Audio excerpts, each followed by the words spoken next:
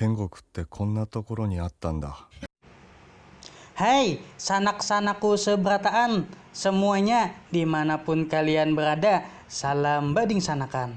Kali ini kita akan membahas sebuah film lagi, film Jepang nih, yang menceritakan seseorang yang membuat boneka buat digenjot, boneka sek. Kita sebut aja pria ini bernama Paujan. Nah, jadi simak ceritanya.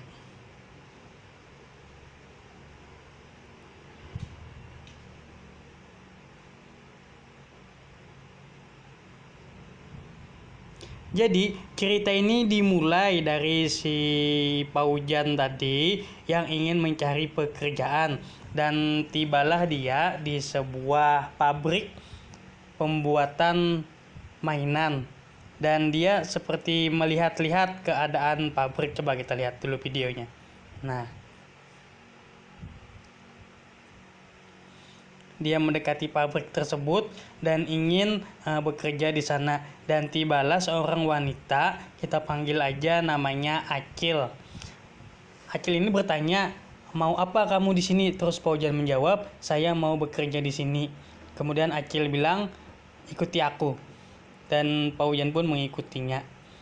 Acil membawa Paujan kepada tangan kanan dari bos besar di perusahaan tersebut. Sebut saja namanya Rahman. Dan Acil mengatakan bahwa si Paujan tersebut ingin bekerja di pabrik ini. Si Rahman pun menerima Paujan dan membawanya untuk melihat-lihat pabrik. Nah, jadi dia di sini Rahman menjelaskan bahwa pabriknya itu membuat boneka sek. Nah, jadi di sini si Rahman bertanya, "Apakah kamu bisa membuat boneka seperti ini?" Dan Paujan bilang, "Oke, baiklah, saya akan mencobanya." Paujan pun diterima oleh Rahman untuk bekerja di pabriknya. Dan di sini si Paujan langsung ditugaskan untuk membuat boneka dan dikasih tahu bagaimana cara membuatnya oleh Rahman. Dan ini akhirnya boneka Paujan telah jadi. Namun ketika bos besar datang, bos besar tuh kurang suka melihat hasil boneka dari Paujan dan menyuruhnya untuk membuat ulang atau membuat kembali. Nah, di suatu malam perbincangan antara Paujan dan Rahman. Rahman menyuruh Paujan untuk membuat sketsa boneka dari gadis asli. Jadi harus mencari seorang gadis dan membuat boneka dari badannya. Paujan sedikit keberatan dengan tugas yang diberikan oleh si Rahman. Namun karena Rahman memaksa, akhirnya si Paujan menyetujui tersebut. Dan tidak mungkin mereka membuka lowongan mengatakan untuk mencari gadis yang akan dibuat tubuhnya menjadi boneka. Dari di sini mereka berdua berencana untuk berpura-pura menjadi dokter dan membuat payudara protestik. Dan tibalah keesokan harinya. Nah, mereka sudah siap nih untuk menerima wanita yang ingin bekerja di tempatnya, dan akhirnya wanita itu pun tiba. Nah, ini wanitanya. Kita sebut saja namanya Yana. Jadi si Yana datang ke sini dan bersedia untuk badannya dibuat menjadi tuangan, untuk membuat tuangan di badannya. Si Paujan pun menyiapkan bahan untuk membuat tuangan tadi. Dan tibalah saatnya untuk pengolesan.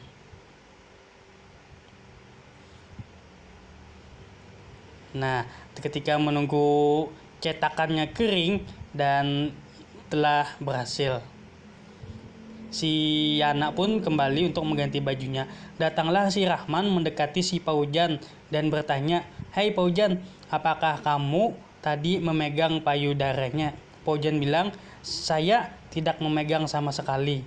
Dan Rahman berkata, kamu harus memegangnya supaya kamu tahu bagaimana rasa dan kekenyolannya. Wow. Si Rahman pun memanggil dan mengetuk pintu si Yana. Yana pun keluar.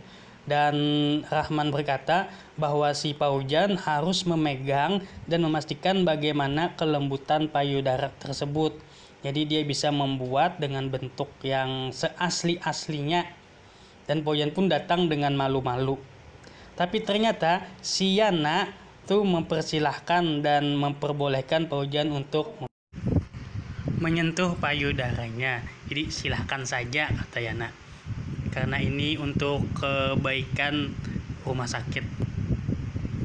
Dan Paujan pun menyentuhnya. Akai. Di sini Paujan berkata bahwa inilah surga dunia dan aku menemukannya. Dan Yana pun pulang. Dan ternyata Paujan menyadari bahwa anting Yana itu tertinggal di mejanya. Paujan pun bergegas untuk mengejar Yana dan mengembalikan antingnya. Yana sangat senang karena antingnya dikembalikan. Ketika Yana mau pulang, tiba-tiba Paujan menarik tangan Yana dan mengatakan bahwa Paujan mencintai Yana dan ingin menikahi Yana. Yana pun menjawab, "Ya, saya mau menikah denganmu." Keesokan harinya Paujan menceritakan kepada Rahman bahwa dia ingin menikahi Yana. Dan malam ini Paujan ingin mengajak Yana untuk makan malam. Si Rahman pun memaksa untuk ikut. Di sini kita lihat bahwa tadi Paujan pergi ke kamar mandi dan Rahman menanyakan kepada si Yana, kenapa kamu bisa mencintai Paujan dan mau menikahinya? Terus Yana menjawab, karena saat si Paujan memegang payudaranya, Yana merasa bahwa Paujan adalah orang yang baik. Di sini si Rahman berkata kepada Paujan, tuh berkatku kamu mendapatkan Yana. Keesokan harinya boneka yang dibuat tuangan cetakan dari payudara Yana tadi telah jadi. Bos merasakan bagaimana payudaranya dan bos besar menyukainya. Alhasil boneka tadi laris di pasaran. Tibalah hari pernikahan Paujan dan Yana. Paujan sangat grogi sehingga memasang cincin ke tangannya sendiri. Seharusnya dia memasang ke tangan Yana. Ini adalah malam pertama si Paujan dan Yana. Sementara di pabrik nih kita lihat Paujan kebanyakan mendapat orderan untuk boneka yang menyerupai Yana tadi. Tiba-tiba telepon berbunyi dan diangkat, ternyata orang bilang bahwa si Rahman telah meninggal dunia. Nah, di situ Paujan terlihat sedih karena si Rahman merupakan orang penting di perusahaan tersebut. Tiba-tiba si Acil tadi membawa seseorang, katanya orang itu ingin bekerja di pabrik tersebut menggantikan posisi si Rahman. Dan dia pun diterima. Kini si Paujan tuh telah menemukan bahan yang bisa membuat boneka dan lebih enak bahannya daripada yang sebelumnya. Dan Paujan ingin mematenkan hak cipta tersebut, namun ternyata telah dipatenkan oleh perusahaan lain. Ternyata orang yang baru bekerja di pabrik mereka adalah penyusup atau mata-mata dari perusahaan lain. Ketika Paujan mau pulang ke rumahnya, Paujan merasa sangat stres dan dia akhirnya memutuskan untuk minum. Di sini Paujan melihat seorang gadis nih, cantik, imut gitu kan. Jadi Paujan seakan tertarik dengan gadis tersebut. Sebut saja namanya Maulida. Jadi Paujan mengikutinya. Paujan membawa gadis tersebut untuk karaokean si Maulida tadi dan saling bertukar nomor WhatsApp. Dan tibalah Paujan di rumahnya. Namun Paujan tidak menemukan Yana di sana. Melainkan Paujan menemukan sebuah surat yang bertuliskan bahwa Yana berkata dirinya akan menginap di rumah mamanya karena ayahnya sedang sakit. Tiba-tiba telepon berbunyi, yang menelpon adalah mamanya Yana menanyakan di mana Yana berada sekarang. Terus Paujan bilang, bukankah Yana ke rumahmu dan menjenguk ayahnya sedang sakit? Sementara ibu Yana bilang bahwa ayah Yana tuh baik-baik saja dan Yana tidak pernah ke sana. Si Paujan pun mencoba menghubungi Yana, namun nomornya selalu tidak aktif. Akhirnya Paujan memutuskan untuk menelpon si Maulida. Dan Paujan pun berjalan dengan Maulida berkencan. Dan di sini Paujan membooking sebuah hotel dan bercocok tanam dengan Maulida. Nah, ini sudah berada di rumah Paujan lagi. Di sini ada seseorang mengantarkan Yana.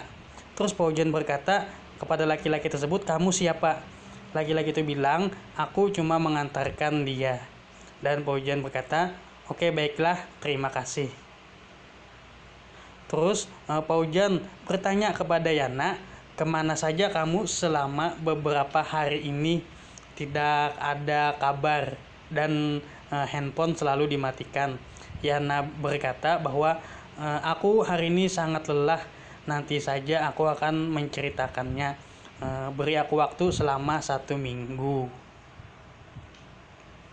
Selama menunggu 1 minggu itu Paujan akhirnya minggu yang ditunggu-tunggu datang juga. Di sini dimulai obrolan dan diceritakan oleh Yana kemana dia pergi selama beberapa hari ini.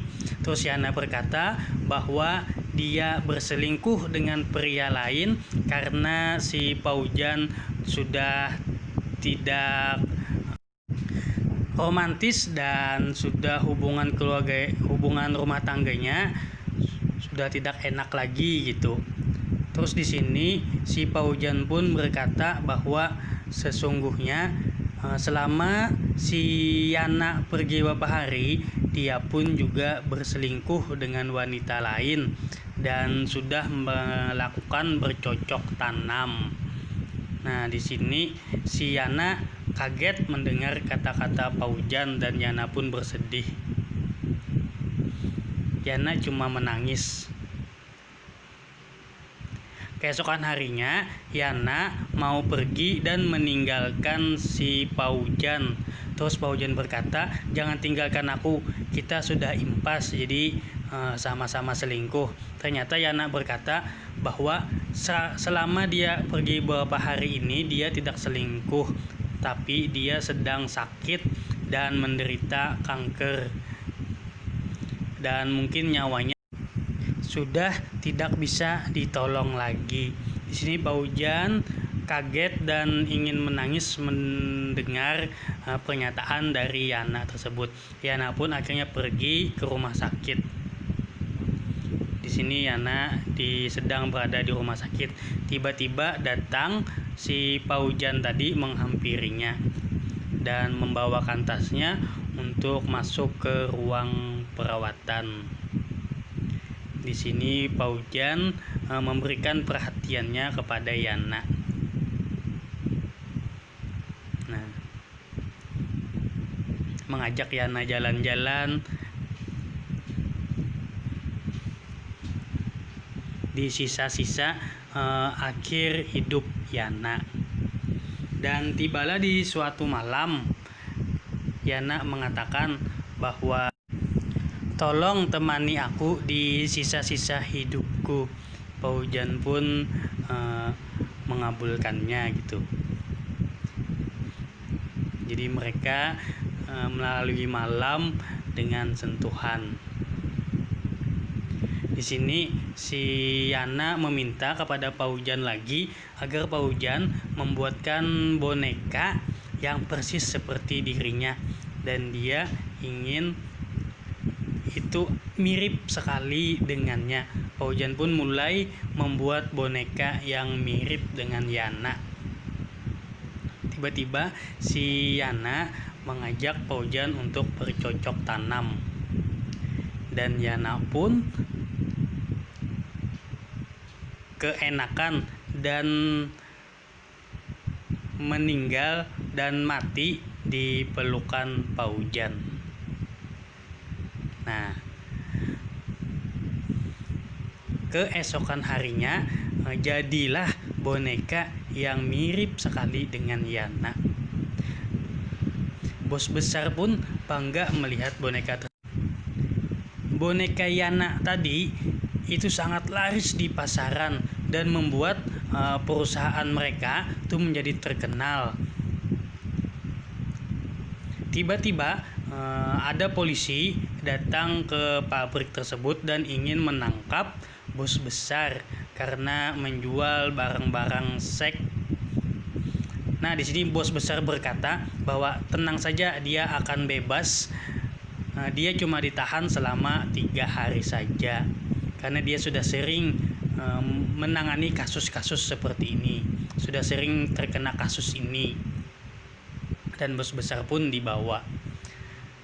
Pas seperti yang dikatakan bos besar, 3 hari kemudian bos besar telah dibebaskan. Ini acara makan-makan untuk merayakan kebebasan bos besar.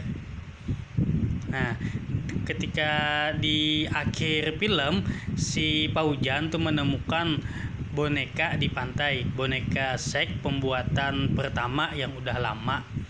Dia berkata, sekarang aku bisa membuat Yana dan orang lain bisa merasakan bagaimana nikmatnya si Yana.